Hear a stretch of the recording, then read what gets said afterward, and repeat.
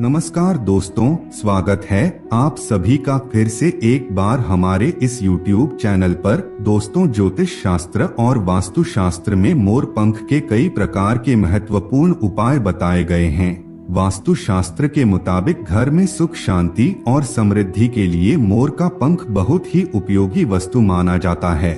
इसे शास्त्रों में एक प्रकार का यंत्र कहा गया है जो धन संपत्ति को आकर्षित करने के लिए बेहद ही प्रभावी होता है। यदि मोर पंख को घर में सही दिशा और सही स्थान पर कोई भी व्यक्ति रखता है तो इससे उस व्यक्ति के घर में धन का आगमन बड़ी तेजी से होने लगता है। घर में संचित धन कई गुना ज्यादा बढ़ जाता है। इसके लिए दोस्तों आपको केवल 3 मोर पंख की जरूरत पड़ेगी। आज के इस वीडियो में हम आप लोगों को उस जगह के बारे में बताने जा रहे हैं जहां पर नया साल 1 जनवरी के दिन सिर्फ 3 मोर पंख को रख देना है और एक छोटा सा उपाय कर लेना है। इससे आपके जीवन में चल रही तमाम प्रकार की धन से संबंधित समस्याएं देखते ही देखते खत्म हो जाएंगी। मोर पंख हिंदू धर्म में अपना एक विशेष स्थान रखता है। धार्मिक ग्रंथों के मुताबिक मोर का पंख एक चमत्कारी यंत्र की भांति कार्य करता है जिसका प्रयोग प्राचीन काल से ही कई प्रकार के तांत्रिक क्रिया, तांत्रिक साधनाओं में किया जाता रहा है। ज्योतिष शास्त्र में भी मोर पंख का स्थान बड़ा ही महत्वपूर्ण माना जाता है। इसी के साथ ही पुराणों में भी मोर पंख से जुड़े कई प्रकार के उपायों के बारे में वर्णन किया गया है, जबकि आयुर्वेद में भी मोर पंख अपना एक विशेष स्थान रखता है, क्योंकि मोर पंख के माध्यम से कई प्रकार की बीमारियों और रोगों को दूर किया जाता है। प्राचीन काल में मोर पंख का प्रयोग करके कई गंभीर बीमारियों का इलाज किया जाता था। मोर पंख से जुड़ी हुई कई प्रकार की कथा पौराणिक शास्त्रों में देखने को मिलती है। दोस्तों, पक्षी शास्त्र में मोर से जुड़ी एक कथा का वर्णन देखने को मिलता है, जिसके अनुसार प्राचीन युग में संध्या नाम का एक असुर हुआ करता था। वह बहुत ही ज्यादा शक्तिशाली और बड़ा तपस्वी था।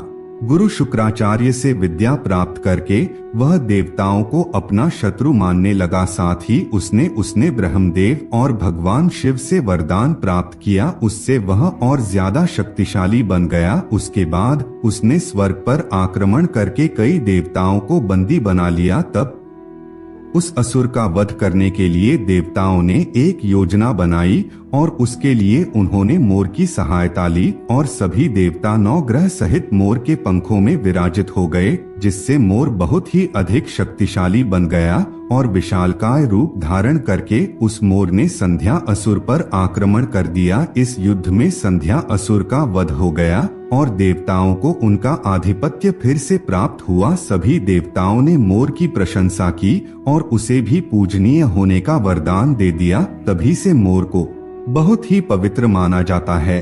शास्त्रों के मुताबिक जिस स्थान पर मोर पंख होता है वहां पर 9 के 9 ग्रह अपना अशुभ प्रभाव नहीं डालते हैं। दोस्तों, केवल ऋषि मुनि और देवता ही नहीं बल्कि खुद भगवान श्री कृष्ण मोर की प्रशंसा करने में पीछे नहीं हटते।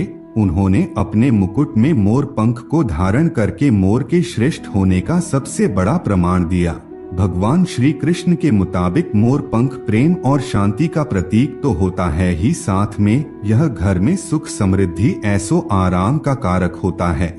सभी प्रकार की नकारात्मक शक्तियों से मनुष्य की रक्षा करने के लिए मोर पंख बेहद ही प्रभावी और शक्तिशाली यंत्र माना जाता है।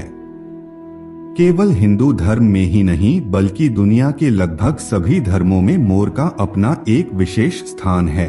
आपको बता दें, प्राचीन लोग मोरपंख की अद्भुत शक्ति के बारे में जानते थे, इसीलिए सभी धर्मों के ग्रंथों में मोर को महत्वपूर्ण स्थान दिया गया है। हिंदू धर्म में मोर को धन की देव माँ लक्ष्मी, विद्या की देवी सरस्वती, भगवान श्री गणेश, हनुमान जी तथा कार्तिकेय जी से भी जोड़कर देखा जाता है। दोस्तों, बड़ी आसानी के साथ मोर पंख की सहायता से आप माता लक्ष्मी को प्रसन्न कर सकते हैं। अगर आप मोर पंख के साथ अपने घर में एक बांसुरी भी रखते हैं तो इससे घर परिवार में सुख, शांति और प्रेम हमेशा बना रहता है। वैसे तो घर एक मंदिर होता है, लेकिन अगर घर में रहने वाले सदस्य आपस में ही लड़ाई झगड़े करने लगते हैं तो यह घर मंदिर कम और युद्ध का मैदान ज्यादा लगने लगता है। वैसे तो घर में लड़ाई झगड़े होने के कई कारण होते हैं, लेकिन दोस्तों घर में नकारात्मक ऊर्जा का प्रवेश सबसे बड़ा कारण माना जाता है। दोस्तों वास्तुशास्त्र के मुताबिक सभी के घरों में नकारात्मक ऊर्जा फैलाने वाली चीजें पाई जाती है, लेकिन इन वस्तुओं के बिना किसी का घर नहीं चल सकता। इसलिए इन वस्तुओं को घर से बाहर नहीं किया जा सकता, लेकिन आप नकारात्मक ऊर्जा को बाहर अवश्य कर सकते हैं। इसके लिए मोर पंख का इस्तेमाल करना पड़ेगा। आप अपने घर में मोर पंख को खूब जोर जोर से हवा में हिलाइए, इससे आपके घर में मौजूद सभी प्रकार की नकारात्मक ऊर्जा बाहर हो जाएगी। यदि आप नियमित रूप से सुबह पूजा करने के पश्चात ऐसा करते हैं तो इससे सभी प्रकार की नेगेटिव एनर्जी आपके घर से बाहर चली जाएगी और आपके घर परिवार में सुख शांति और समृद्धि का वास होने लगेगा। दोस्तों इसी के आधार पर आज हम आप लोगों को बताने जा रहे हैं नए साल 1 जनवरी के दिन आपको घर में कौन कौन से 3 जगहों पर मोर पंख अवश्य रखना चाहिए। अगर आप इन 3 जगहों पर मोर पंख रखते हैं तो इससे आपके घर में मौजूद सभी प्रकार की नकारात्मक ऊर्जा घर से बाहर हो जाएगी और परिवार के सभी लोग तेजी से तरक्की करते हुए आगे बढ़ेंगे। साथ ही घर में धन से संबंधित समस्या देखते ही देखते दूर हो जाएगी। सबसे पहले तो दोस्तों आपको नए साल के दिन अपने मुख्य द्वार के ऊपर गणेश जी की प्रतिमा रखना है और प्रतिमा के दोनों तरफ मोरपंख रखें। वास्तु शास्त्र के मुताबिक ऐसा करने से आपके घर में किसी भी प्रकार की कोई नकारात्मक ऊर्जा प्रवेश नहीं कर पाती।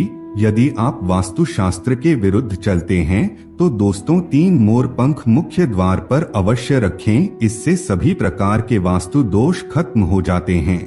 अगर आपके घर परिवार में किसी व्यक्ति को ग्रहों के दुष्प्रभावों का सामना करना पड़ रहा है या फिर आपको खुद को ग्रहों की पीड़ा सता रही है तो दोस्तों ऐसे में शुद्ध गंगाजल या फिर शुद्ध जल का मोर पंख पर छिड़काव करके उसे ऐसे ही स्थान पर रख दें जहां पर उसे कोई देख ना सके। इससे सभी प्रकार के ग्रह दोष खत्म हो जाते हैं। दोस्तों अगर आपके घर में कोई बच्चा है जिसे बुरी नजर लग गया है तो रात को सोते समय उस बच्चे के तकिए के नीचे एक मोर पंख रख दीजिए और दूसरे दिन किसी बहते हुए जल में या फिर कुएं में आपको उस मोर पंख को प्रवाहित कर देना है। इससे बुरी नजर खत्म हो जाएगी।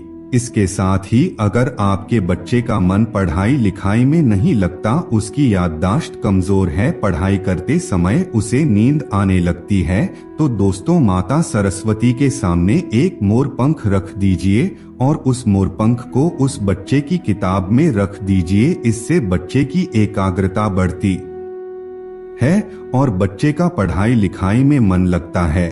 दोस्तों अगर आपको शत्रु बार बार परेशान कर रहा है तो आप मंगलवार के दिन हनुमान जी के मस्तक सिंदूर मोर पंख पर लगा करके सुबह के समय बिना नहाए बहते हुए जल में से प्रवाह कर दीजिए। इससे सभी प्रकार के शत्रु नष्ट हो जाएंगे।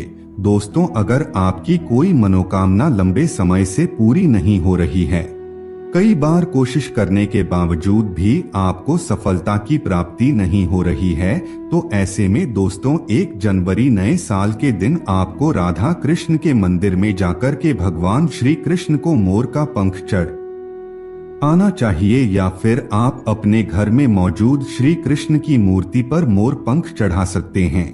अगर आप ऐसा करेंगे तो आपकी इच्छा जरूर पूरी हो जाएगी। दोस्तों अगर पति पत्नी में हमेशा विवाद चलता रहता है, आपसी प्रेम कम होने लगा है तो बेडरूम में दक्षिण पूर्व दिशा में एक मोर पंख रख दीजिए। इससे दोनों के बीच में प्रेम बढ़ने लगेगा और आपसी मनमुटाव भी खत्म हो जाएगा।